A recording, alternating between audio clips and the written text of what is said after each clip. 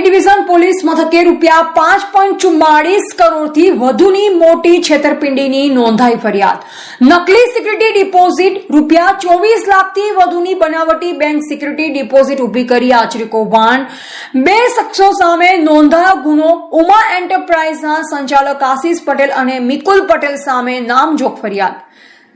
જિલ્લા ગ્રામ વિકાસ એજન્સીના નાયબ અધિકારી દ્વારા દાખલ કરવામાં આવી ફરિયાદ.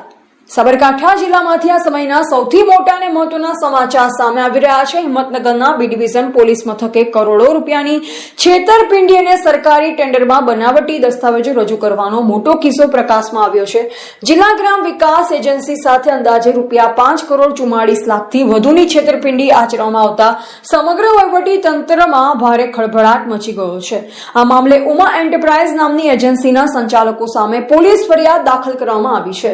વિગતવાર વાત કરીએ તો વર્ષ 2024માં ઉમા એન્ટરપ્રાઇઝ નામની એજન્સીને આઉટસોર્સિંગ માટેનું ટેન્ડર મંજૂર કરવામાં આવ્યું. ટેન્ડર પ્રક્રિયા દરમિયાન જમા કરાવવાની થતી અનામત રકમ અને સિક્યુરિટી ડિપોઝિટ ન ભરવી પડે તે માટે આરોપીએ મોટું તરકટ રચ્યું. આરોપી આશિષ પટેલ અને મિકુલ પટેલે ગાંધીનગરની બેંકના નામે ₹24 લાખથી વધુની બોગસ અને બનાવટી બેંક સિક્યુરિટી ડિપોઝિટ તૈયાર કરી સરકારી ચોપડે રજૂ કરી દીધી. સરકારી અધિકારીઓ અને પ્રક્રિયા સાથે આંખમાં ધૂળ નાખી આચરવામાં આવેલ આ કૌભાંડનો આખરે પર્દાફાશ થયો છે.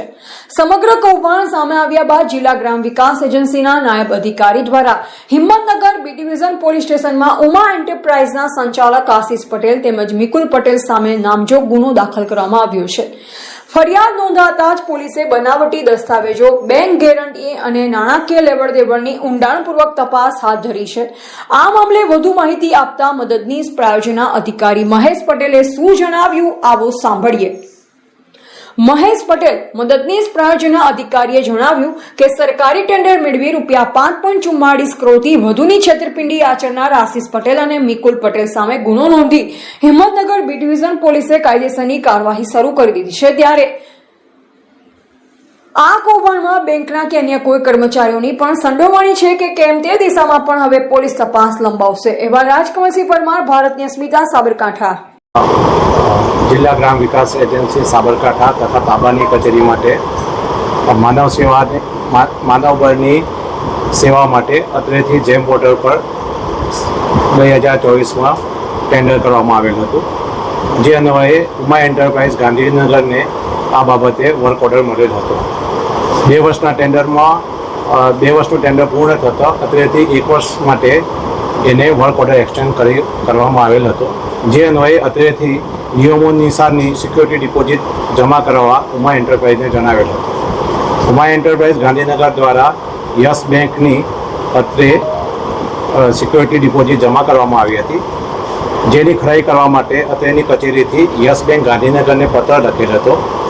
ગાંધીનગરથી યસ બેંકનો જે રિટર્ન જવાબ આવેલો હતો તેમાં સ્પષ્ટ લખેલું હતું કે આ સિક્યુરિટી ડિપોઝિટ યસ બેંક ગાંધીનગરથી ઇસ્યુ થયેલ નથી તથા જે સિક્યુરિટીમાં નંબર છે એ પણ ઇનવેલિડ છે.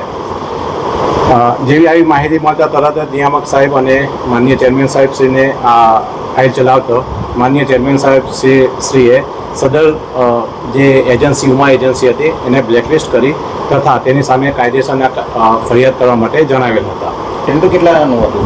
ટેન્ડર શરૂઆતમાં જે કર્યું હતું આપણે એ ₹5.44 લાખનું હતું. અને કેટલા ટકા ડિપોઝિટ હતી?